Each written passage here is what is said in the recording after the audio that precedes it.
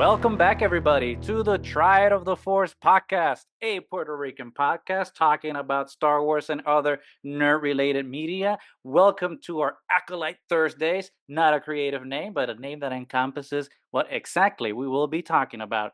On today's episode, we will be talking, as we have chronologically, about the sixth episode of the ACOLYTE, where we come back to our double titled episodes. Teach and Corrupt. I hope I said the name right. And to talk with us about this pretty good follow up to an amazing episode is new friend of the channel, Jason Muñoz from This That Reads. Welcome, Jason. How is it going, man? Hey, it is going good. Thanks for having me on the show and for pronouncing my last name correctly. Of course, I that's would what expect we nothing do. less. That's what we do at Triad of the Force, a Puerto Rican podcast whose first Uh-huh. language is Spanish.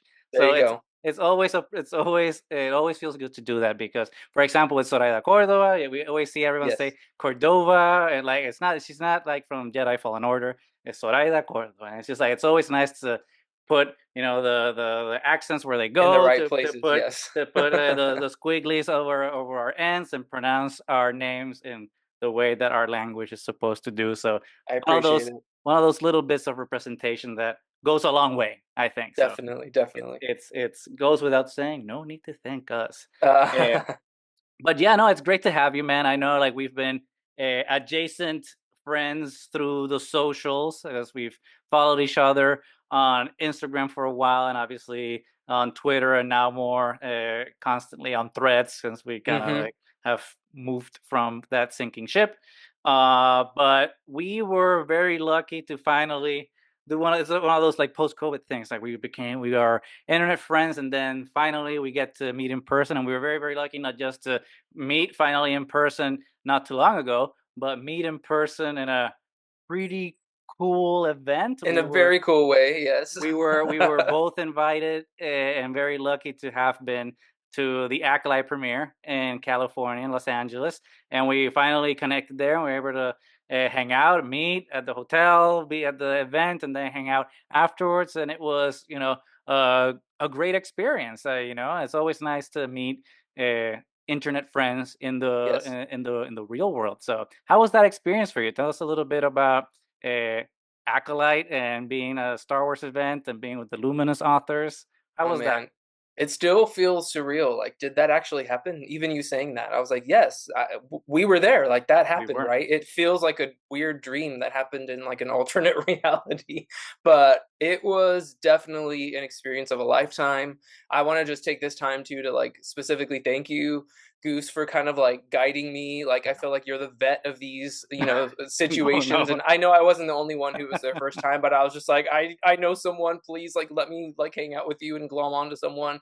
But so I felt very safe in that regard, and everyone was so nice. Like all the other, content creators and social folks who were there, and seeing getting to meet some other like bookish online friends for the first Mhm. time, like friends of the force, and getting to meet some new friends, and it was just one of those pinch me experiences, right? And like I never take anything that I do for granted, and I am just in a spirit of thankfulness and like humility that Mhm. I was able to experience that and be there and experiencing it with, like you said, the luminous authors and all the High Republic author team. And I said this on my show and I've said this on socials, but none of us knew if anyone was going to be there, like if any of the Mhm. authors had been invited. And so just being able to experience it with them, I feel was very Mhm. special because Mhm. I Mhm. felt like especially being a part of the High Republic community, I feel like a special connection to that like sector of the fandom so strongly.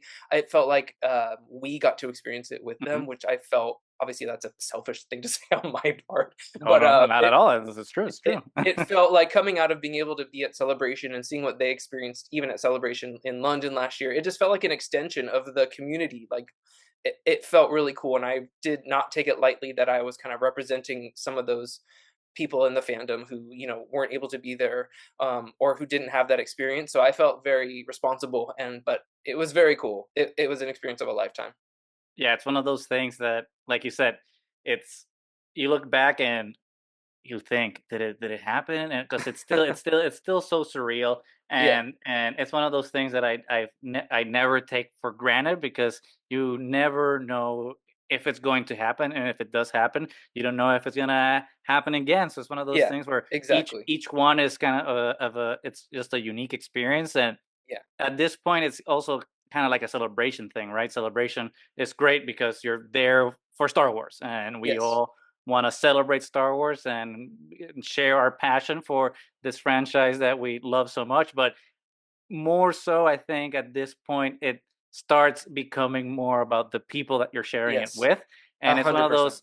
those great things that one of the reasons that I particularly enjoyed the Acolyte, not just because it's the show that I've been looking forward to the most, uh, and and I wanted to see it and all those things, but also seeing the people that were there because a it was kind of a mini celebration almost Yes. because Yes. it wasn't just yeah, the event is awesome and watching the show Right. is awesome, but it's like seeing the people, and there's people that are there that I hadn't seen since Star Wars Celebration London. There's people that I hadn't seen since maybe before that, and then like you said, and seeing the all the Luminous authors, wonderful experience. But you know we're unfortunately not here to only talk about that because that was 6 episodes ago, and Yeah. we're in the present now with Teach and Corrupt. But you were saying something while talking about uh, your experience talking with the Luminous authors, and it's talking about the Star Wars book community Mhm. and the High Republic community. And before we get going into the episode, you're like, this is your first time on Trial of the Force, so old friend but new in person friend. So first time friend on the channel. So like, I want to do the get the traditional get to know you portion of your Star Wars journey, so that everyone that's listening that might not know who you are, which they should, because you have an excellent content that everyone should definitely check out. But why don't you tell us a little bit about like your Star Wars journey and how that took you to this that reads and where you currently are with your fandom? Yeah, happy to. Thanks for the opportunity. Yeah, I mean, I say a lifelong Star Wars person, but it was probably, I was introduced to Star Wars at a very young age. I probably like 8 or 9, like basically as early as I can have memories. Mhm, mhm, Back from the old VHS rental store days, there was like a local video rental store in my town that we would just wander and find movies. And I remember my mom telling me and my brother, I have a younger brother, and she was like, I think you guys would like this. Grew up on like Disney and like classic stuff, like mhm, huge Muppets, Jim Henson, like Disney. So she was like, I think you would like this. And so experienced, what is now episode 4, which was mhm, just mhm. what it was at the But it was time. Star Wars, yeah. Exactly, when it was just Star Wars. I was born in '83, so by the time I started the movies, the first 3 obviously had been out. So then just experienced them that way, and I will say it wasn't this like transformative, life altering thing, but it was definitely one of those media moments that like stuck with me, right? And Mhm, I remember very vividly. I've always been a lifelong reader, so like books have always been my go-to. Like I've been a reader since before I was that's the media that I was drawn to the soonest as I was when I was young. mhm, And I very specifically remember would also peruse the local library because I'm a huge nerd, and I remember seeing a Star Wars book in the library, and had to be the '90s. I don't mhm, remember the name of the book, but I remember checking it out, and I always wanted to like. I was that kid who always wanted to like hang out with the adults and like read the adult books and like be grown up, which was mhm, so mhm, stupid mhm. in hindsight. Like, come on, I should have just like enjoyed being a Enjoyed, kid. yeah, Like, yeah. Hey, so hindsight's weird. I was one. 2020. I know I was one of those weirdos. But anyways, I'm like, oh, I'm gonna read this adult Star Wars book. Like, I like the movies, and I was so confused. Like, it meant I could not do it, and I didn't even. I don't know where I was going. I didn't understand what was going on. So very quickly, I was like, okay, the books aren't for me. But fast forward, way fast forward. Well, in high school when the prequels came out, I was probably 15, 16 when Phantom Menace came out. So a very pivotal moment, like when Star Wars made its return to theaters, was very cool. That's another core Star Wars memory for me. But then fast forward to pandemic times, Mhm, and when they had announced Project Luminous and announced the High Republic, I believe in 2019, I want to say, I think. Or 20, I forgot what year they announced it, but I was thinking, okay, this is my time. Like, I'm going to I hadn't been reading. I hadn't read anything canon. I hadn't picked up a Star Wars mhm, book since I tried that one in like elementary school, and I thought this is my time. And I knew that there was stuff going on. I knew tangentially about like Bookstagram, but like my online stuff was not book centric. But I just made a commitment to say, like, this is going to be a cool thing to be a part of, like when it starts. So I made a goal for all of 2020, basically, because I knew it was coming out in 2021 or Mm-hmm. whatever, to read all the canon books. Like I wanted, that was my goal, to like read everything canon, right? Mm-hmm. And so I took that whole year. Pandemic happened. I had tons of time to read, and so I did it. I read as a ton of comics, but basically every adult novel and almost every YA novel I read. I didn't read every middle grade, but I made that commitment. And towards the end of it, I was like, do I start a bookstagram? Like, do I take this online? Do I do Mm-hmm. it just to kind of journal what I'm doing? I kind of, and it wasn't like a self-serving thing. It was just kind of like, should this be a cool thing to do? And I kind of hemmed and hawed a couple times, but then I think very shortly in like January of 2021, or shortly before the High Republic launch, I'm like, I'm just gonna do it. Like, what am I waiting for? It doesn't matter. Like, who cares? Mm-hmm. Like, so Mm-hmm. ever since then, it's like it's happened. And then I just was like, okay, then I would kind of set mini goals for myself. Like, oh, I would love to like read these books early and like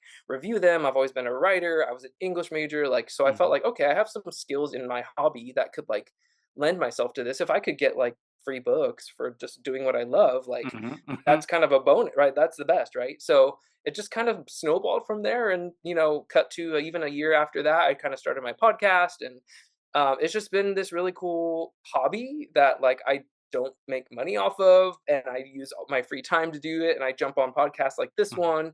And I think it's been very, very rewarding in ways that I was not expecting. So the Mm-hmm. free books is a great bonus. That's a great thing. And now being able to field offers from publishers who want me to review their books, which is so cool, right? But honestly, like we just said, it's really the community.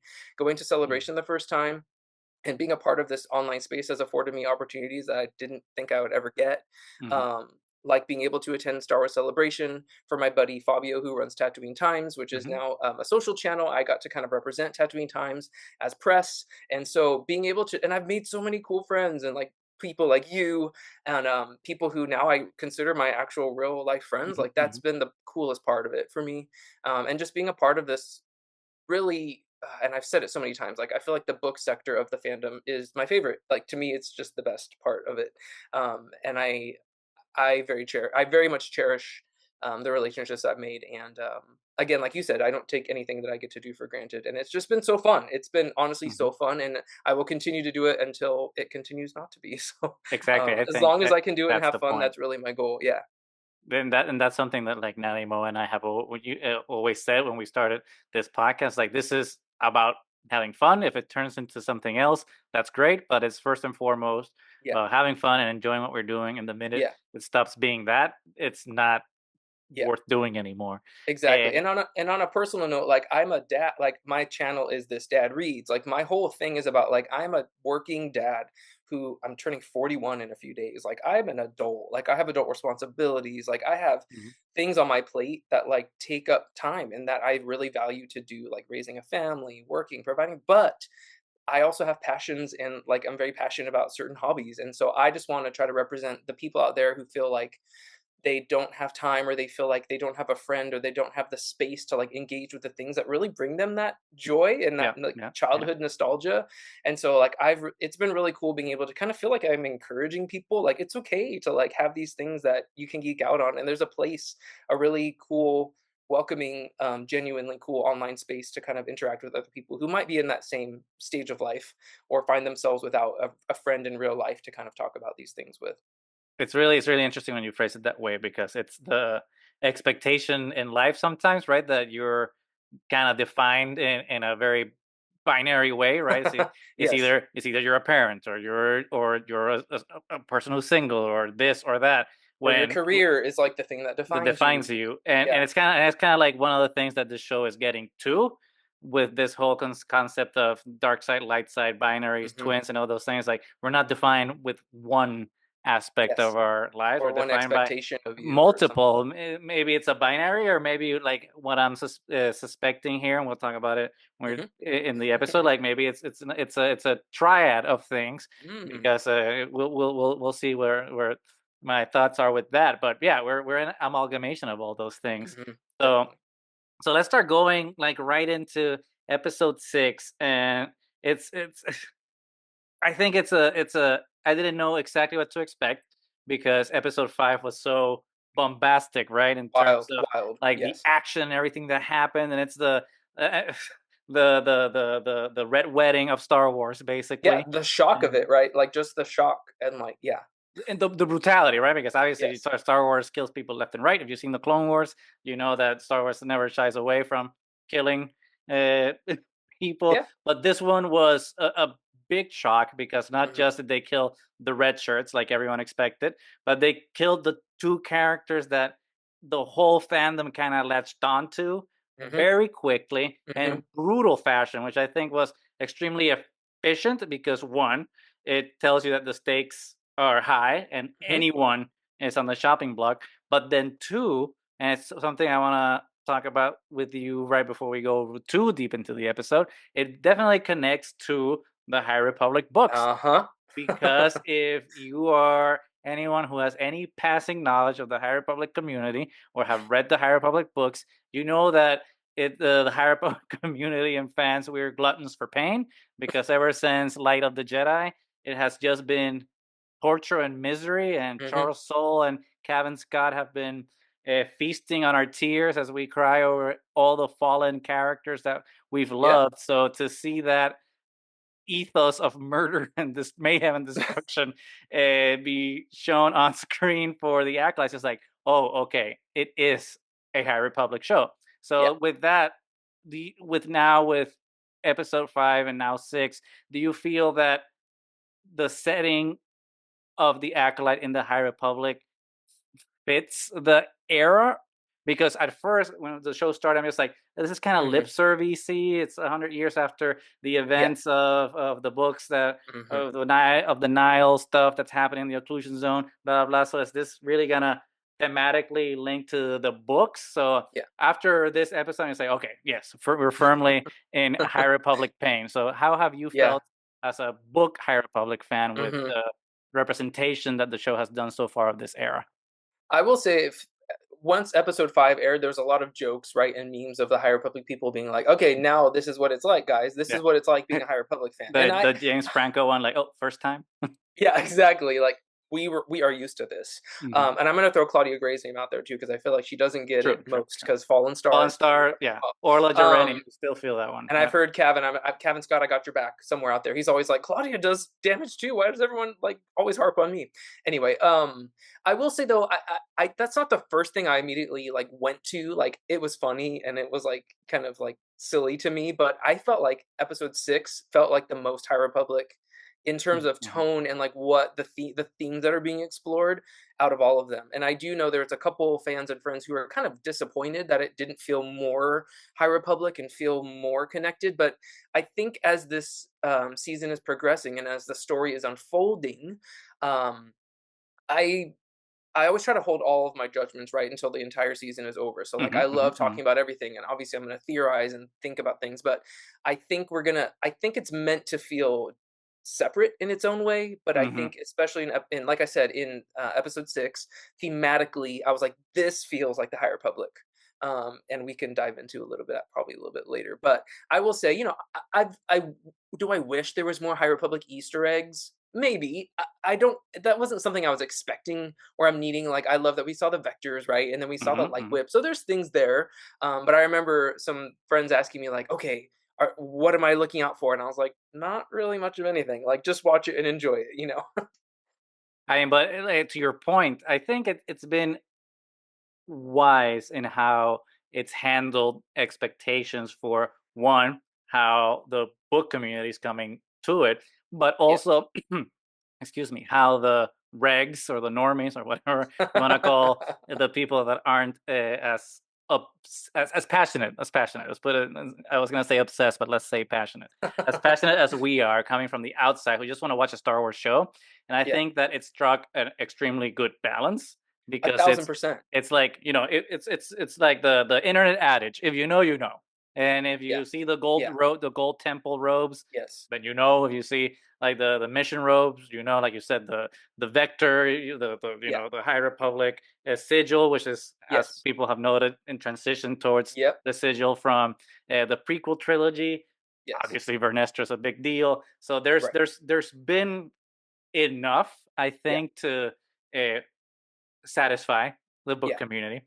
Obviously, there's people that are will never be satiated. 'Cause I was talking to a friend. I'm not gonna out them, but a friend was just like, "Oh, well, what? They haven't mentioned denial. How have they not been talking about this big event that happened?" It's like you I can't don't. just That's not throw the that point. lore. You Yeah. can't just throw that lore at the normies is coming into this. It's like Nile. What the hell's a Nile? Then the show's not even about that. So it's just Right. like I get it that the Yeah. show's just like, okay, this is about this, Yeah. and we need to just focus on this story because Right. And that other what I stories in the books. exactly. And what I will say, I think it's doing a great job if from kind of the pulse check, especially like Reddit, I feel it's drawing people in. Like if it can Mhm, tease people or show them something that I just read something today where it's like I'm gonna go and start High Republic because I want to see what Vernestra's journey was like. And mhm, I'm like, boom, like the job has been done. Like if it's giving you a taste of something and encouraging people to go pick up a book and like mhm, mhm, experience mhm, Star Wars in a different way, I'm all for that because I'm also like let as many people join the High Republic obsession mhm. as humanly possible. Please come join us. And now there's gonna be even more connections because we know we have the Kelnaka one shot that's Yep. coming. I don't Yes. know when it's coming, but it's coming. I think And September. and then we have the next High Republic main story comic that's coming out that I think is supposed to have some connection to the Acolyte because I feel like maybe I misread someone's tweet or something saying like, oh, avoid spoilers when you read this comic book, but I haven't been to my comic book store yet, so I haven't Okay. gotten the new copy, so I don't know if I'm talking out of my ass or not. But Yeah. obviously, once the show wraps up, I would imagine that we'll see maybe Justina Ireland's gonna write like a standalone High Oh Republic yeah. book about Vernestra in the following years or something like in the vein Yeah. of Rise of the Red Blade. So it's gonna happen, and we're gonna get Yeah. more. I will Yeah. say selfishly, what I do want is a little more Vector action. I'm just like that, but Okay. that's that, but at least we got a Vector, so Yeah, exactly. it's Yeah, it's good. It's yeah. good enough. Yeah. The other really good thing about the Acolyte is that despite all the review bombing and the initial toxicity that we saw with the Chiadi with Birthday Gate with Mundi is that a report came out on Screen Rant that apparently the Yeah. Acolyte is one of the highest streamed shows in Disney Plus history after Obi-Wan or something like that. So the show is actually well reviewed by critics despite the review bombing, and then two, it's people are watching it. People are People watching are it. Yeah, people and are engaged. enjoying So it. it's Yeah, so engaged. that bodes well because Yes. we need fresh storytelling like this in Star Wars as opposed to just recycling the same era and the same content and doing the same thing over and over again. Yeah. But yeah, I think we've done enough background on High Republic and previous episodes to kind of finally get this party going with Let's Teach do it. and Corrupt. I was very excited when I saw that it was a dual titled episode again because I thought that was a really clever naming convention when the show started. So to kind of come back to it, one tells me that definitely we're at the half point of the show where like it's gonna unfold with its symmetry, which we're starting to see with this episode. So probably next one will be a flashback, just like we got in episode 3, and then kind of wrap up. So it's the Yeah. cycle of the show is gonna be self-contained. I think so. That was fun, and then to see the reversal, right, of all the relationships. It's Kymir's relationship is reversed from being the bumbling fool, now being the stranger. Soul's characterization from being the wise master to being the insecure person that's kind of scheming is now in full force. And now Osha's in the gray and May's in the gray. So like Mhm. all these, everyone's roles have reversed. The only ones that haven't reversed, obviously, well, actually, Yord and Jackie reversed because they were on the living. Now they're in the dead. So Sure. it's Chimere had clothes and then he didn't have clothes. So, yes, and we'll talk about clothes. Don't get me. Oh, another tie back to High Republic, the thirst. Uh, I've never been a fan of shipping. like shipping. I Yeah, don't. yeah. That's No, I not don't either. Me that's not neither. my jam. I mean, I Yeah. enjoy it to an extent to see like people's enthusiasm for Yeah. ships, and this episode was like, holy crap, that was a lot. And so, as someone who's reading Temptation of the Force, I'm like, that's some synergy right there. Oh, Lord. I love that book. Woo. Yeah.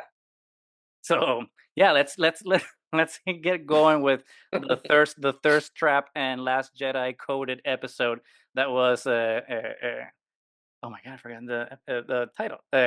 Teach and Corrupt. What was your reaction to the episode once you saw it? Did it meet up your expectations? So give us your Yeah, quick sure. reaction to it. I oh man, I love living in that space of like not knowing what's coming next. So I'm really just trying to like soak in every Mhm. scene and every element. And especially after last week, I've been like multiple nights. I'm like, okay, I cannot wait till Tuesday. Like, I cannot wait to see what happens next. Same. And so I felt like so fulfilled in that regard because it was definitely different in tone, which I feel like is needed. Mhm, Like you can't have that bombastic, energetic, actiony thing all the time. But I mhm, felt like it was so just interesting and like tense in like mhm, a different way. I was so satisfied by it, and I felt like a lot of people. I've heard some harping on some of the writing here and there, but I just felt like this mhm, had some of the best writing in all the episodes, and the mhm. performances like blew me away. Like Yep. Yep. the acting and all of it, like it blew me away. And obviously there were some cuteness factors that I felt maybe felt a little bit out of place in like with the rest of the tone, but like obviously I couldn't deny like the cuteness of these new creatures we got, like the skuras, I think we've Mhm, heard they're mhm, called, mhm, and then Pip. I love me a good droid. Same with yep. Basil. Like I feel like there was a cuteness part that I don't it like again, maybe it'll fully balance out more when the entire season's out, but things that I felt like serve the stories still. But for the most part, I like all episodes when they end, I'm just like, I want more. Like I just want to keep going, and I already can't wait till next week. So that's basically where it left me. I understand what you're saying with the cuteness with Basil and Pip, and because I saw a lot of people reacting to it and saying how it felt dissonant with the rest of the tone of the show. So I was very interested in like rewatching it and see Mm. how I felt, because in my first viewing, I'll admit that like I was out with a friend, so like I had a couple beers, so like I was a little probably a little more forgiving in my state of Uh, mind in that first viewing that I might have if I were to stone cold sober. But in my second viewing, it didn't throw me off because it's Star Wars. Star Wars always gets yeah. silly. It's Hmm. in episode 4 we had R2 and C3PO, and they were bumbling fools, and they were always the comedic relief. And there's the Ewoks in Return of the Jedi, Jar Jar Exactly. episode 1. So I think it's very in keeping with Star Wars that Yeah. we have like some characters to release the tension of the rest of the show. And every time I see Basil too, it's just like, well, one, he's cute and adorable, and we're gonna get all the merchandising, obviously. But every time I see Basil, I always think of George Lucas's quote about Jar Jar in the episode 1 documentary, where George says Jar Jar is the key to all of this, and I feel the same way with Basil. It's just like Basil's the key to all of this, There you go. because I mean, one, he was the tracker that took them to Yep. Kalnaka. Two, he figured out, like, he was able to spot that uh, May wasn't. I OSHA mean, that wasn't May wasn't OSHA. Yeah. OSHA. Yeah. So Exactly. found Pip, was able to Exactly. do whatever he Yeah. did in last episode. But also, I think the important thing that I think is lost in a lot of the discussion that I've seen is that at the end of the episode, when Soul becomes very sketchy and just has May in binders and goes out and into hyperspace, cuts off all communications, and just it gets really kind of kidnapper vibes, right? We see that Basil is hiding and seeing Mm. everything that's happening. So he has a larger story to tell about what's going to be happening with the dynamics between May and Soul. So I'm forward to see like a Yeah. sillier character have like a more uh, important role. So in that regard, I think it's fine. I do think I agree with mm, to an extent with people saying that the episodes feel rushed, and I think that it's kind of a double-edged sword. And I want to hear your thoughts about the run times of all these episodes, because with the exception of Andor, all the Disney Plus shows are 8 episodes, and they're all Hmm. around between 20 minutes to 40 minutes. So they're on the Hmm. shorter end of the spectrum. And I would like the, and I use this word cautiously, the prestige, right, of having HBO length episodes and they're 1 hour, like Game of Thrones, House of the Dragon, Westworld, all that stuff. But on the other hand, I think that Star Wars does a really interesting thing, which is that they're very efficient with their writing. And I feel like in a very short amount of time, they're able to tell a lot of story Mm, and get in a lot of poignant conversation that like leads to a lot of character development that in a way I feel like if this episode was stretched into an hour episode, it would feel like it was dragging. So I feel like mm. to an extent, yes, I want longer episodes, but also I think the episodes we're getting feel efficient, for lack of a better word, in how they're telling the story. But how do you feel like do you would you rather have like a longer episode, or do you think that this shorter format works?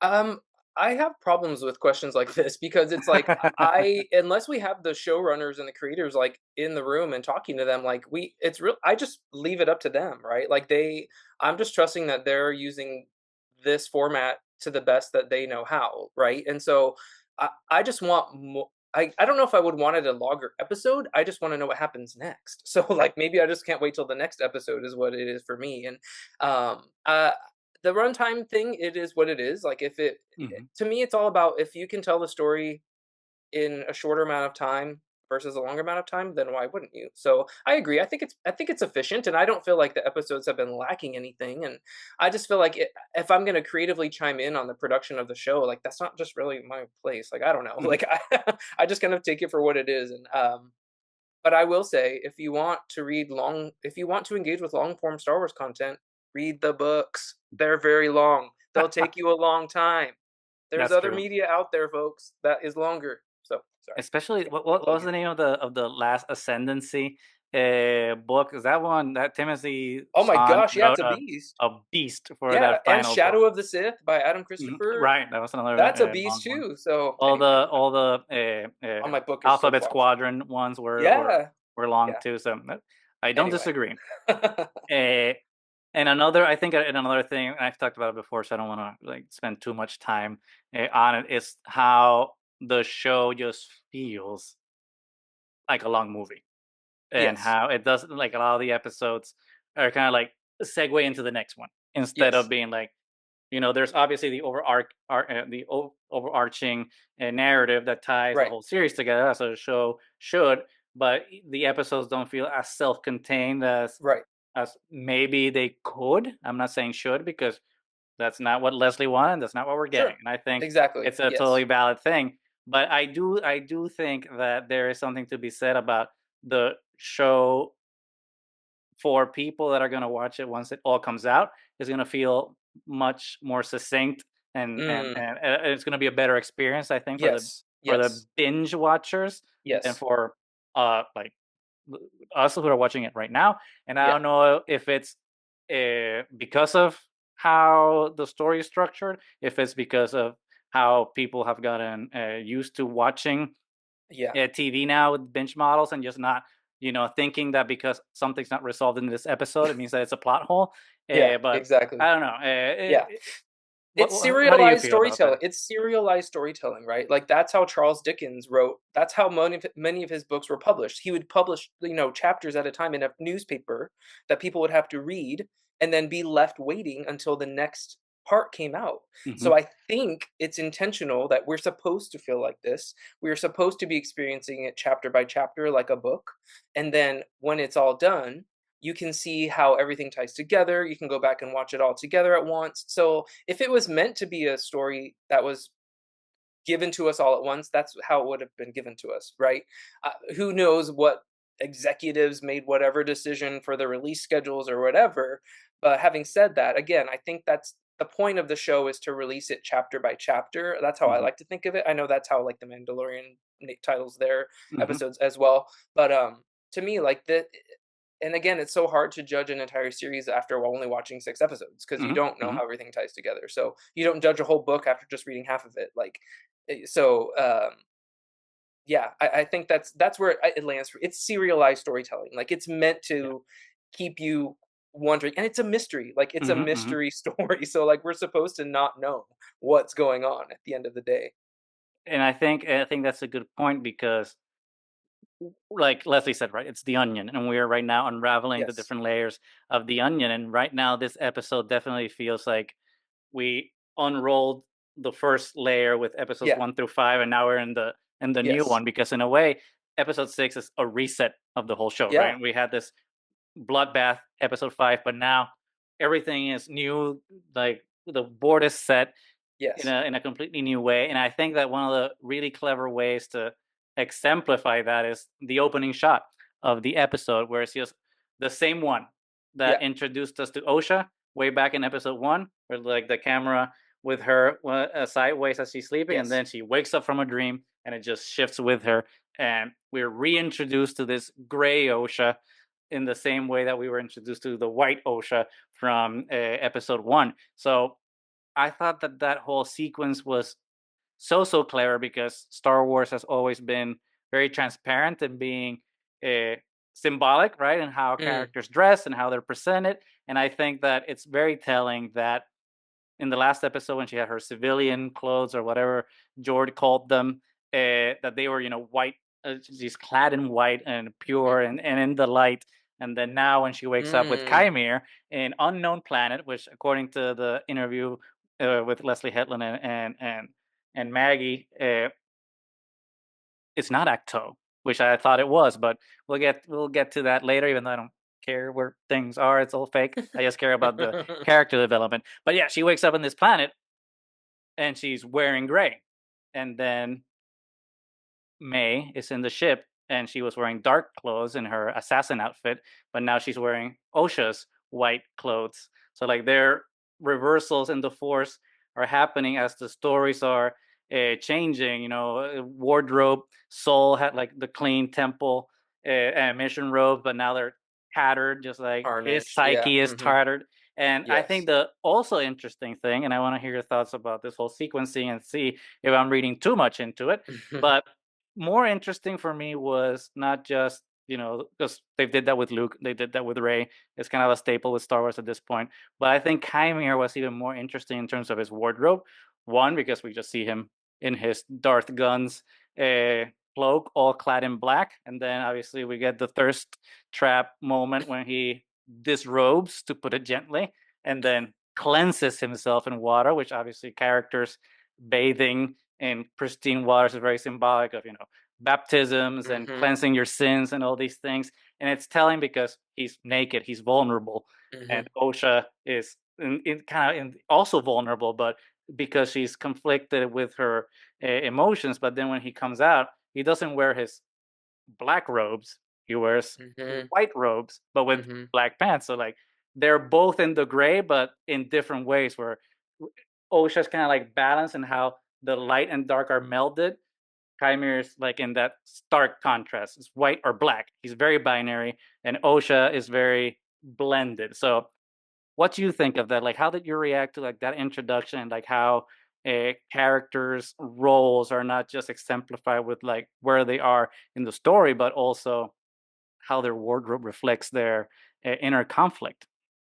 Yeah, I honestly didn't think about it like that, so that's really interesting to me because in my notes about this episode, I was like, I love how a lot of the gray is explored, and so Mhm, that's the way that it's exemplified on the screen in like a very very hit you over the head way is so interesting because I totally missed that, but I picked up on it in different ways, right? So mhm, I mhm, think mhm, that's really mhm, cool, and I think it's really the symbolism of him, of Kymir, going from like dark robe to disrobe mhm, mhm, to the next one. That shows like some sort of that is that an exemplification of his journey. Like, what does that mean, and mhm, what else are we being told about that by seeing that scene and the vulnerability that is on display when you are literally like defenseless, when you have mhm, nothing on you, and you're putting yourself in a position of uh, being what's the word I'm trying to say? You're being vulnerable. You're mhm, putting mhm, yourself in the most mhm, vulnerable position you can, but also still probably holding like being the most powerful, mhm, mhm, still having the kind of conversation or the um, everything's still in the palm of his hand. Like same thing. I was watching the show with my wife the first time, and he was getting in the water and Osha's just watching him, and I was like, oh, she said, I forgot what my wife said. She was like, oh, she's creeping on him, and I was like, he knows she's there. Like Yeah. he knows what he's doing, Hmm. So And I think that's the interesting thing. And you said something that I also wanted to get to is about being vulnerable and defenseless, and he leaves his weapon behind to like yes, show that he's, what's a Palpatine says in Return of the Jedi? I am use your Jedi weapon. I am defenseless. All that yes, things, and he's doing the same thing Palpatine did, even though same way Palpatine was kind of being fake about it because he knows he could just zap you with Force lightning. In yeah, that way, Chimera is also being disingenuous about being yes. defenseless, Yeah, but he's it's being still the manipulative in projection. a manipulation that's in a very subtle way. It's a very different type of manipulation, right? Yeah. But it's interesting too because, and I didn't catch it on my first viewing, but on my second, it's like, oh, the writing is so clever because then it's contrasted with Soul, right? Because Soul is in a completely different emotional state where Yes. a Chimere or the stranger is vulnerable but at peace with everything he's Yes. done, like very secure in everything. Soul is distraught. Soul is in conflict. Soul, doesn't know what to do. And where Chimere is vulnerable and naked and without his weapon, Soul is the opposite. He's in tattered robes with his weapons, and then instead of giving May freedom in the same way that Chimera is allegedly giving Osha, Soul is the opposite. He shoots her with the stun gun and then restrains her. And it's just they're both giving them the same thing because Soul is giving May what she wanted, which is the confession of the truth Mm, of what happened at Brendock that night.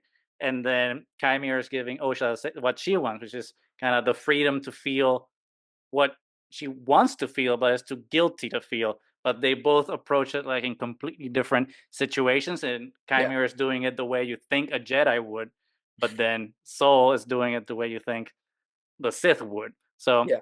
what do you think of uh, Soul and how he approached May and everything that happened on the ship? I feel so bad for our guy Soul. Like he was just going through it so bad, and like the way that uh, his you can just tell the struggle he has as a Jedi to manage his emotions, even though he doesn't do it very well. I did know Hmm. he gives also May, or he thinks it's Osha, this big old hug, right? Like, Hmm. and that's a big thing. That's a big joke in the book community. It's like just let the Jedi hug each other. Like they Hmm. want to show emotion. Soul's not that good at that part of the Jedi, right? And I think that's going to be part of what is part of his downfall, or whatever happened on Brendock. I think it's an emotionally charged something that happened because that's not the part he's good at, and we saw it in that scene that is so heartbreaking. And Lee Jung Jae like Yeah, killed it in amazing. like Yep. without dialogue, like him going to reset the transmitter. It was heartbreaking. Like this Hmm. guy is going through it, and like as a Jedi is not being served. He's not being given tools to manage those things, right? Like Hmm. he's very, you can tell he's angry. Like you can tell that's in there, but like the way that the Jedi have trained him is just so against all the nature, the nature that he's feeling Hmm. within himself. And I think he's honestly doing the best that he can with the tools that he's been given and his upbringing um, to handle it. And Hmm. um, I can't even say where I think his journey is going to go from here, because I just feel like this. I mean, I don't think any of us have a good feeling about what's going to happen with Soul by the end of the show. Like, but the juxtaposition between Chimere, it seems like Chimere's living his truth in a way that's giving him this like freedom and like you said, peace. Like he's so Hmm. calm and like at ease. Like I did what was right. I murdered Jedi, but Hmm. that's what I needed to do. Where Soul is like he thinks he's doing what's right, but it makes it he's not at peace, right? It's like the Hmm. total opposite. And it's so fascinating because I love this exploration of how like, I'm using the word human here because that's the best way I can describe it, but Mm-hmm, like mm-hmm. when humanity puts something on something that's supernatural, right? Like the Jedi are trying to put the Force in this certain box, Right. and the Sith try to do the same thing, but like it's an entity that you can't really put limitations on in a way that humans and beings want to. But Mm-hmm. it's so interesting to me that this show is shedding light on the Force is something that like really you can't put limitations on it. And like if you're really going to explore the breadth of it, you have to explore the light and the dark. Mm-hmm. And you mentioned it earlier, Delilah Dawson's book too. I was Mm-hmm. getting vibes of Rise of the Red Blade, because to me, a lot of people say like, oh, the Jedi are the villains of this book, and some critics of the show are trying to say like, well, you're showing that the Jedi are the villains. I'm like, no, it's just showing that like the Jedi don't necessarily have to be right all the time. Like Mm-hmm. that Mm-hmm. doesn't Mm-hmm. being a Jedi doesn't mean being correct, and that's okay. Like, and even in the High Republic, especially in Phase 2, when we're exploring all these different facets and ways that people believe in the Force and the way that people utilize them, and these belief systems, like there's not really one right way. And I think that is very uncomfortable. It's a very uncomfortable thing to experience in a story like this, because we're so used to that like good versus evil. Yep. But I think it's so much more interesting um, when it just gets muddied and blurred.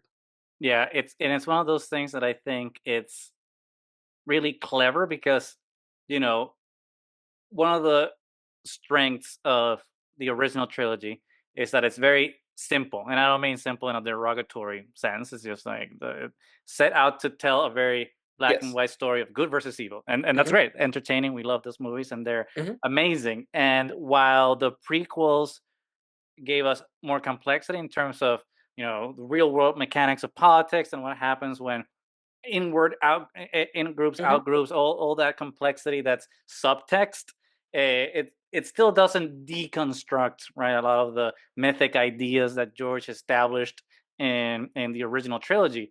And one of the reasons that I really love The Last Jedi specifically is because it is that deconstruction of what the original trilogy, and then two of the Jedi. And as you were saying, uh, what you were saying right now really reminded me of, you were saying, right, how the Jedi wants to like put the Force in a box and be able to control it and all these things. And it really reminded me of The Last Jedi when Luke says that, something to the effect of, to say that if the Jedi die, the light dies, it's vanity, Mm.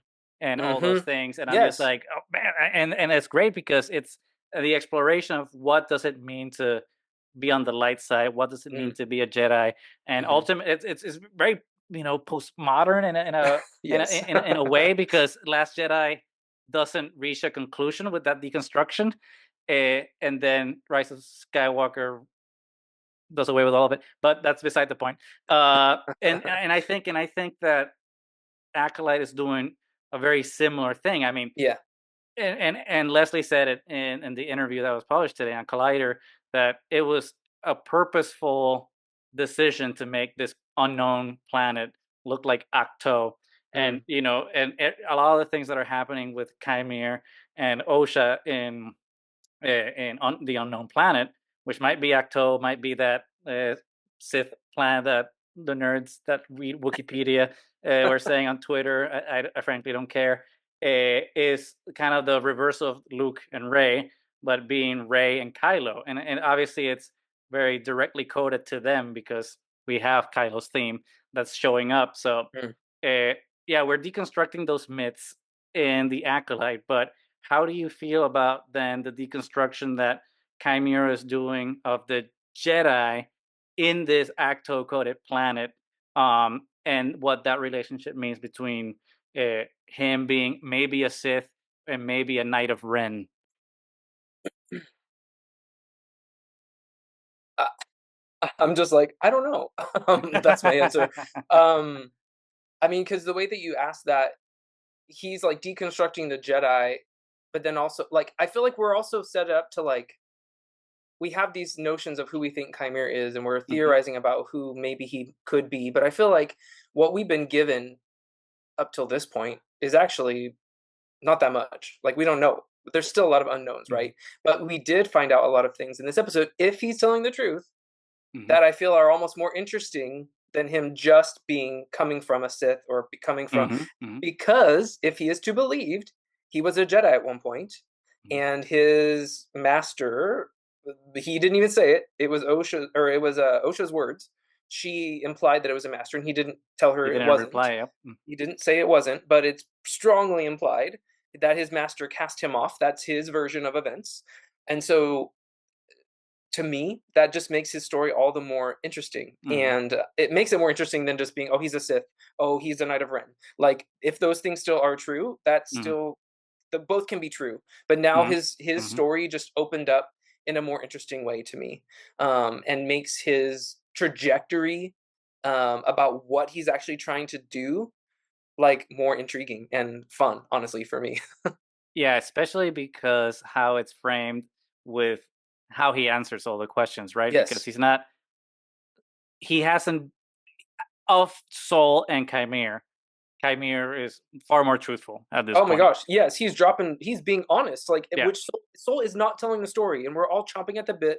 Tell the freaking story, Soul. We Hmm. want to know. Chimere's dropping. He's telling her everything. He's telling Osha. He's answering all her questions very directly and like Hmm. being very honest with her. That's another juxtaposition that I thought was very interesting. Sorry, I interrupted you, but No, no, no, no, please. But it's interesting because again, the parallel with the Last Jedi, it's Luke was not truthful with yeah, Rey at first, and Kylo to an I mean, obviously Kylo is distorted some of the things that he was saying, but as far as truth goes, if we're gonna measure both of those characters, Kylo was the truthful one yeah, in that relationship between the three of them, and yeah, in that same way, Chimere as yep, being the truthful one of both of them, even if he's obfuscating yeah, some yeah, of the answers or avoiding questions yeah, or avoiding answers to questions that refer yeah. to his past. Because when he Eh, said in episode 5 that he's a Sith, he didn't say I'm a Sith. He said, nope. "You might call Someone me a call me Sith." a Sith. Yep, exactly. In this episode, he said that he was a Jedi. He implied that he was a Jedi before. And then the interesting thing is he said it was a long, long time ago. Which what does Hmm. that mean for someone who has that youthful money has into Glow. a glow. Like I want that that skin regimen that he has if he is much older than he Maybe appears. there's something in those waters. Maybe that's like a Yeah, yeah, yeah. Maybe it's a fountain of youth that he found. But then exactly, but then the misdirects or red herrings that he does when she asks him about his scar and the master and all these things, I think are really interesting. With then how the episode cuts to Vernestra's side of the story, because then Mm, it's the whole implication that wait, was Vernestra his master? Did he get the scars from the light whip? Like, what's going on here? And it's one of those things that I wonder if this is just red herrings from the show, because I used to think that Chimere was a red herring for the Sith, and then it turns out to actually be the Sith. So I wonder if what Leslie is kind of being very direct and what she's trying to imply about certain things, and that the twists aren't about the twist; it's about right. truth, right? So, what's your reaction to that about the implication that the show is making about Chimere's past, especially in relationship to Vernestra, and the quote unquote capital T truth of it all? Yeah, I was gonna say, as you were saying all that, like all of Chimere's truthfulness, it's all a tool to him, right? Mhm. Like he's trying to do something. Like he is influencing and he is trying to manipulate Osha. Like it's all a tool. So he's not doing it just because he's the most honest guy out there, and I'm just going Right. to tell you everything you want to know. It's all there's meaning behind all of it. Outside of that, upon my first watch, I didn't put the Vernestra thing together. Maybe because I was just too, enraptured with seeing the light whip and like Yeah. all that stuff. And the second viewing, I was sitting more up close, like I was watching it on a computer screen, Hmm. and I saw there was that shot when um, there's a close up of Vernestra when they're back on Kofar, and Hmm. when he was like, someone did when she's talking to that guy, what was his name, Mock or something? I don't I don't know. know. He was weird. His hair was weird. Yeah. She was like, there was a close up, and it felt very intentional from a Hmm. like creative perspective. And she was like, had this realization. It was like, oh, it must have been a powerful. It was a powerful Jedi. Hmm. And so I was like, it feels like that's what they're trying to say. I don't know if the light whip did it, but it feels like she knows more and then she could understand that it could be someone from her past. I don't have a problem with that being the case. I think also a lot of people were still theorizing about who, Darth Smiles was even going to be, and it ended up Hmm. being the guy everyone was like, "Oh, it's too easy, like it's too simple." But again, Right. like you said, I don't think that's the point of the show. Like, is Hmm. not to like do these epic reveals or twists. And I don't think it's bad storytelling to just kind of Hmm. follow through with the narrative threads that are being, woven Hmm. as the story goes.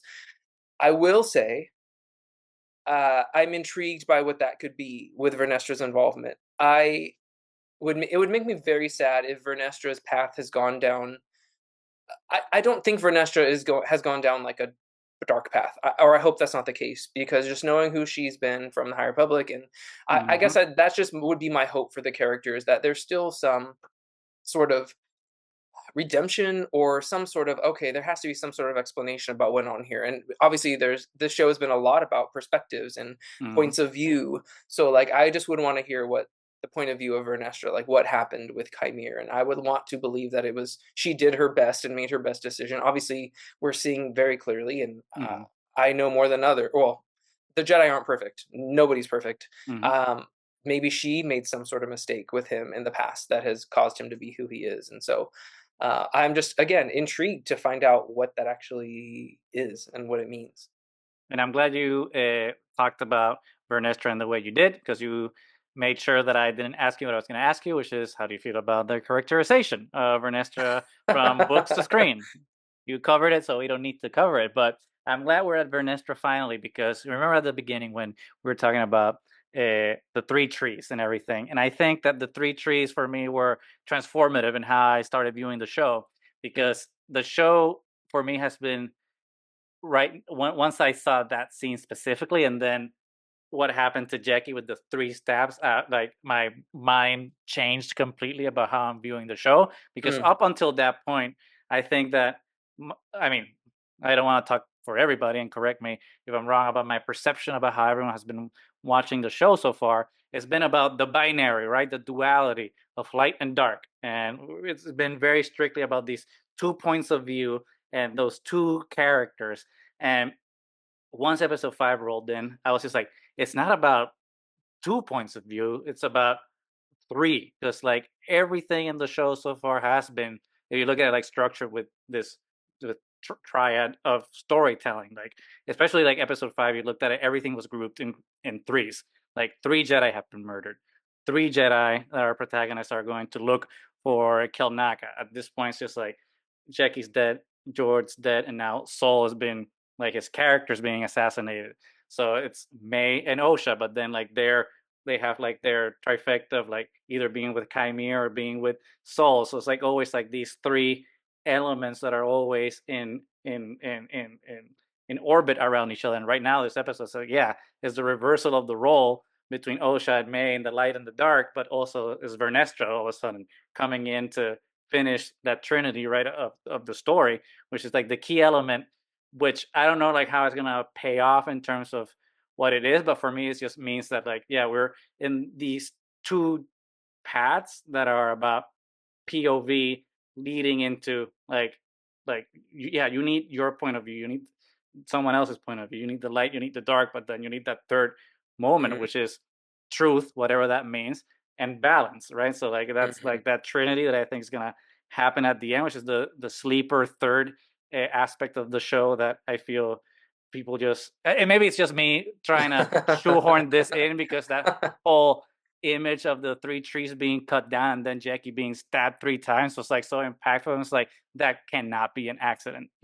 Leslie did not say to their production designer, cut 3 trees and then frame out so that we can see all three falling at the same time, and then telling the fight choreographer like stab her 3 times. It seems Yeah. extremely deliberate. So like now I'm just like trying to find threes everywhere in the whole show. So I talked about it a little bit with Christina to see like if I was insane. So I pitching it to you to now see your perspective now that we're talking about Vernestra and like that third Yeah. POV of the show.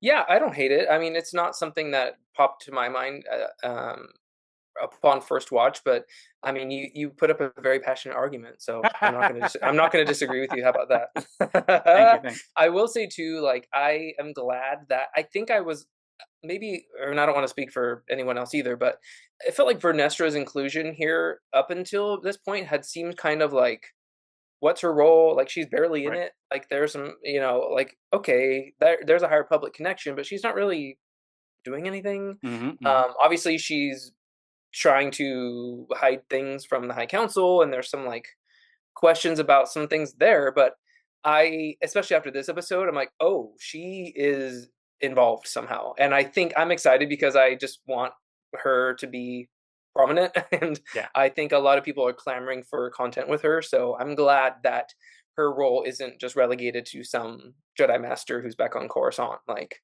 Right. checking boxes or taking phone calls from senators or whatever. And in the lower and the mid management council, I mean, Yes, exactly. Not even the high. Yeah, whatever. she's The not in the mid high council. council. She's No, I in the know. middle. She's in middle She's a management middle after manager. 100 years. I'm just like, come on, I thought she was Stellan's, prodigy. But I think the other thing that shook me a little bit about Vern isn't about her being middle management and all that stuff. Was when nerd Jedi, I forgot his name. Mock. I think. Yeah, they all should have a name. They're gonna make action figures and Wikipedia articles. Right. Uh, he straight out, and I think it talks to the building weakness of the Jedi that we see in the prequels. Is like he's incapable of imagining who could defeat the Jedi except another Jedi, and it immediately goes to blaming Saul, and Yeah. she doesn't defend Saul or say like, whoa, whoa, whoa, we need to gather facts. She just obviously she doesn't tell him like, oh, you're probably right, but she also doesn't offer anything else and lets him go in that with that theory in his mind, which I'm just like, that doesn't seem like the Vernestra that I'm reading about right now in Temptation of the Force that confronted Elzar Mann. Yeah. What do Yeah. you think All about she that? said was what she like. That's a very serious accusation. Like, and that again, it wasn't kind of like an outright no, don't think that. Right. But yeah, I think she's probably trying to deflect a little bit because Mhm. obviously, basically, it's that next shot that I meant where it's a close up on her. And there's like a realization that hits her, and she says, "A tipping of the scales," Mhm. um, and so yeah, she knows it's probably not Soul. Like she Mhm. knows more, right? She knows more. Um, but I was also I didn't know if you're gonna go here with that mock guy, but I don't know. I just had some notes about him. That Yeah, please. guy, I don't know where he got the cojones to say he was like calling her out on stuff Yeah. and just Yeah. being like stupid. I'm like, I couldn't tell if he was a Padawan because he was giving Padawan vibes, like Yeah, just some of the he's a questions he was Padawan, I asking. think. Yeah. Okay, okay, maybe I just missed that part. But I love how he straight up told her, and this was a book moment that I really loved from this episode when he was like, "Oh, that's in the outer rim. Like you get sick in hyperspace," and she's like, Mm. "Calm down." Like Yeah. but I was like, "What? You're calling out a Jedi Master? Like, are you sure you Yeah. want to go in it?" I'm like, "Dude, know your It's like place." that's not how you talk to your boss. It was bold, yeah. I was like, "Where did this guy get off?" But I also love that because I told my wife I paused that episode and I was like, "Oh, Vernestra, like the Force impacts her in a different way in hyperspace, and like she sees visions, and so that's why he was calling." I was like, "That's a really cool connection." So I love that. And again, it goes to like the double layered thing for the passionate fans and the regs. That's just Hmm. like, well, if you know, you know, and if you're a Yes, normie, that's exactly. just a funny moment about, Yes. oh, Oh, she's she gets sick. uncomfortable Yeah, in yeah. hyperspace, and for everyone else, it's like, oh shit, she sees Mary Santeca sometimes. Spoiler But alert. Just kidding. spoiler alert for a year, or how many years has it been since Light of the Jedi? 4 years. Yeah, Oh, 4 yeah. years. But no, yeah, I think it. I mean, we could be talking about the episode forever because there's so I much know. to dissect. But I think this is a good moment to kind of seg into like our responsible speculation segment, because I think that obviously the twist now is, and I think the twist from the beginning has been what happened on Brendok. Uh huh. And I think one of the big things is like, well, one, the Jedi screwed up. I think Yep. that's the big thing, but we need to see like what exactly was that screw up. But I think now that Vernestra is in the story proper, finally, Hmm. like I think that she has to have been involved in Brendock, and we haven't seen her in any of the flashbacks yet because her role was probably significant. And I think that it's not an accident that we're framing her characterization based on how Chimera is talking and then intercutting it with Soul about to finally tell the truth about what happened to the High Council if she weren't involved in some way. So Yeah. let's speculate responsibly. There we go. And tell me what you think about Vernestra's role in the upcoming final 2 episodes. I didn't really think about it until you were talking just now, but she has been very good up till this point about kind of coming alongside Soul, and basically without any other authority knowing what she's doing, Hmm. basically sending him on a mission. She's basically like she's the middle manager for this whole show Hmm. so far, like you said. So she's been managing it, but she has not been rolling anything up to the top tier, Hmm. to the C-suite, if you will, if to the. Yeah. So it wouldn't surprise me if this has been the go-to vibe since Brendock. Has she been helping Soul cover up? If I don't want to use the word cover up, it sounds dirty. Has she been helping, I don't know, mitigate that situation for the past 16 years? Like, what's been her involvement the whole time? Hmm. I don't. Maybe if she wasn't there, is she the? Does she know more of the truth? Does she know the truth and has been helping Soul cover it up? Because she's trying to cover stuff up now. Like, so. But again, that just makes me feel weird about her. Like you said, the characterization of her, and I'm totally fine with characters going on journeys. Like obviously, Hmm. you change throughout your whole life. This Vernestra's been around for a long time, Hmm. so it's not to say that towards the end of her life, does Vernestra take a turn? Like what happens there? That would make me sad. But if that's her journey, like that's her journey. I hope it's not the case. But and again, I think it's just showing the fallibility of the Jedi. Like I, I think I just want. I hope I'm going to speculate responsibly that she also made a mistake somewhere Yeah. along the way that they should have corrected a long time ago, um, and they're just having to deal with it in a very unfortunate way now. You know, because Yeah. now you're in a bind. Like your lies are catching up with you. I think. I think a lot of people have been saying online that, oh, she's the secret Sith master and he's the apprentice. I I definitely don't don't think that's think so, true. No. especially after StarWars.com revealed in their like trivia segment of the episode guide that her ship is called the Cantorus, and Oh, that killed me. Come I'm just on. like, come on, Imri, come on. I loved it. Which Yes, one of those things where I would have been like, hey, it would have been nice if she had said it in the episode. It's I like, know. oh, I know. everyone board the cancer. So, it could have been like a throwaway line that Yes. doesn't impact the show or slow it down, Yes. but it would have been like, hey, it's there on record, another High Republic nod that if you know, Yes. you know, and it wouldn't have. I mean, it's nice to know that that's the actual name of the ship, but it would have Yes. been nice if it had been acknowledged on the show. But yeah, that's one side of the story. What's going to happen with Vernestra? The other one is that giant cliffhanger of Osha giving into a Chimere's offer of giving into like Luke said, right? With and again, I keep going back to Last Jedi when Rey went into the cave or the sinkhole, whatever the hell that thing was in that movie, and he says like, oh. You went straight to the dark. It was offered you something you needed, and you went straight to the dark. And it's exactly the same thing. Chimera is offering her something she needs. It's in the dark side. It's something that she needs to uh, find within herself, and then she finally. And I mean, how much more powerful is it that not going to a cave like Rey did, like Luke did, like everyone does in Star Wars, going into a cave, but to put the villain's mask on to find what you need, and then ending the episode ominously with her breathing through the mask like Darth Vader or Michael Yeah. Myers. It's a hell of a way It was to end this chilling. episode. It was chilling. Yeah.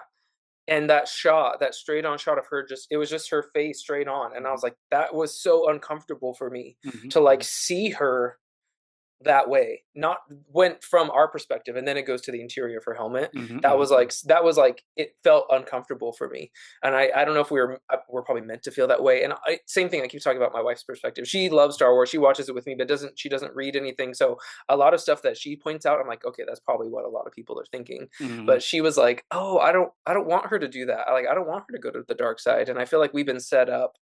Like we've been told the version of Osha's story is this kind of like honorable version, and like she's been through so much, and she's like nice, right? Like she's not the mhm. bad twin, like she's the one who loves droids and is like loving. um and so I'm so intrigued. Like I'm so intrigued. And again, if that's the path she chooses to take, similar to our Inquisitor friend from, like I said, Rise of the Red Hmm. Blade. Like, Hmm. to me, that was the best decision for Iscat at that time. So, like, is she going to view this as the best decision for her to be with people who accept her for who she is? And is she going to be able to, I don't know, access the Force in ways that she previously thought she couldn't? So it's unfortunate and sad, but I kind of love a good like sad story too. So I'm not I'm not opposed to it Yeah, necessarily. it's definitely nice to like be in a position where it's refreshing to know that maybe that yeah, the story was gonna take us maybe somewhere we don't expect, and that's exciting, I think, right? Yeah, That's exactly, the cool exactly. thing about the Acolyte so far is just that it's fresh. And Yes. while some quote unquote reveals have been quote unquote obvious, it still hasn't detracted to the impact of the story, because I think that's been kind of a testament of the good writing. It's just like, well, just Yes. because the twist was obvious, because you could kind of tell in the writing of the episode that's where the story was headed. Even when the reveal happens, it's a satisfying reveal because it Yes. crescendos in all the right Yes. ways. And I think now with this episode that I think sets up everything Hmm. amazingly well for the next two to finally conclude this season, and which hopefully we get a second season. I think Hmm. it's very exciting now to see what uncharted territory we're going in. Yeah. Yeah. But I'm but glad like I that you said, said that. yeah. I'm going to say really quick because I feel like so many people that I talk to online and see comments and conversations about Star Wars in general, a lot of times books, it's like people they want to just find out what happens, right? And I'm like, okay, that's fair. Like fine. Like you want to connect the dots and you want to do all this stuff. But there's always questions of like, should I read the books or should I just go read about it on Wikipedia? For also like love Wikipedia, like support Mhm, them, like I want to shout them out. But and I try to say, this is the artsy fartsy kid in me. This is mhm, the, this is that English part. I'm like, it's not necessarily about what happens, it's how it happens. And you just mhm, said that because the point wasn't that Chimere was the stranger, where you could have theorized that it was someone else. It was the way that we saw who he was the mhm, impactful part. Like that shot was so cool. Like, so mhm, it's, I feel like that's what people miss out on sometimes. Like it's not about the what, it's about the how. And like especially for a visual for a show, it's to me the amalgamation of music and mhm, cinematography and lighting and writing and performance. Like mhm, mhm, mhm, those are the things to me that make interesting stories. And it could be the most simplistic story from A to B, but if it's told in a way that is, entertaining and artistic and fun, like to me that is how that's more valuable to me. Man, that was beautiful. Like I couldn't have planned a better way to kind of wrap this episode up with a bow, because that's absolutely perfect, and I absolutely agree. Like there's stories, like Westworld, which are about like the twist you didn't see coming, and Yeah, there are other shows like this where like even if you see the twist coming, yeah, it's if you see it coming, it's that's not then the point is not that it's a reveal. It's about right. how the story unravels itself, and Yeah, there's space for all of those, and it doesn't mean that one's better than the other. It's just that exactly. there are different narrative techniques to Exactly. Yes.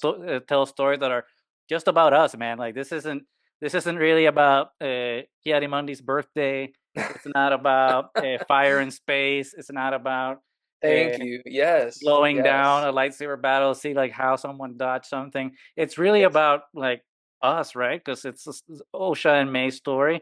It's Yeah. yeah, they're twins in the show, but it's really like our stories. Like how do we connect with ourselves? How do we handle rejection? How do we connect with our emotions? How do we connect with people that let us Yeah. down, or people that lied to us? It's the story's Yeah. not. It's not the lightsabers are just a device, right, to set Yeah. a human story in a Star Wars landscape. Yeah. But at the end, it's not about the lightsaber, and it's not Yeah. about that. It's just about how we connect to the Yes. story about our humanity. Exactly. And how do we use our powers? Like, how do we use our gifts and our influence in ways that can either build people up or tear people down? Or, Hmm. are they going to contribute positively to a community? Are they going, and I'm always at the perspective of a dad, like, right. So that Hmm. I'm like raising kids. Like, to me, it's like I have such a responsibility to be an example to these kids about ways that you treat people, like how do you use the force, right? Like, so are Hmm. you using the force for good or for ill? And you're so right in that, and I think that's such a great lesson to pull from Star Wars in general. Like, there's deeper things that can be gleaned from entertaining TV shows and books and comics. So yeah. I mean, and we love all of that, but at the end, yeah, it's about Yes, it's going on the ride. But love it. Yep, yeah, we so much we can keep talking about, I but know, I we know. have to unfortunately wrap up until episode 7. But before we wrap up, Jason, thank you so much for continuing our acolyte journey. We started it all the way back in LA with episodes 1 and 2, and here we are a couple weeks later, almost at the end of the journey. Thank you so much Wild. for Yep. joining us here at the past the midway of the show. But before we wrap up, tell us a little bit about what you have going on. What can we expect from your channels and this that reads and everything. So yeah, tell us about what the future holds for you on everything you're doing. Thank you. Yeah, so I have a monthly podcast that I put out anywhere that you download or engage with podcasts. So my schedule kind of fluctuates just depending on what books are coming out. So definitely once a month I release episodes. I interview authors. I'm going to San Diego Comic-Con again later this Nice. month, so hopefully we'll get some content of what goes on down there. I also have a website where I publish all my book reviews. I mainly am a book reviewer, and talking about comics and books. And yeah, so you can check out my website, thisdadreads.com, has links to everything. I'm very active and engage with the community on socials. Like you said, I have everything and I try to check everything as much as I can. Threads has really been popping off in a really cool, fun place lately too, like you Hmm. said. So you can catch me in all of those places. Always willing to have a conversation, DM, give a recommendation. So I Hmm. read more than just Star Wars too. So that's why my channel is kind of like a broad in nature. So I do Hmm. read all the Star Wars books, but I have a lot of other genres and authors that I engage with and then love reading. And again, always happy to chat books or Star Wars with anyone who wants to reach out. Perfect, beautiful, and it's amazing content. And you're a great person, a great content Oh, creator. So you're too kind. You're too kind. we'll leave links as always down in the description below, so you can check out their content. Please make sure to follow because it's if you like our stuff, you'll like Jason's stuff better because Oh gosh, we're an amateur operation here. But yes, thanks again, Jason. And you bet. until definitely the first time, but absolutely not the last time. But until next time, if you like this, we have been Triad of the Force, covering all things Acolyte, High Republic, and Star Wars and other nerd-related media from time to time. If you like this episode and what we're doing, please make sure to give us a follow on Twitter, Threads, not Blue Sky. I'm not there anymore, but you can follow us there, I guess. But it's just an empty posting for now. Instagram for sure. And if you don't want to hear my voice but want to see our faces, go to YouTube, give us a follow, a sub there, and share, like, subscribe, do all the things that help boost the algorithm. If you want to say negative things, please feel free to boost our engagement. I won't respond to you, but please feel free. Uh, but with that, thank you so much, everybody. Until episode 7 of The Acolyte, which hopefully is another double titled episode. But we have been Triad of the Force for light and life, and may the Force be with you.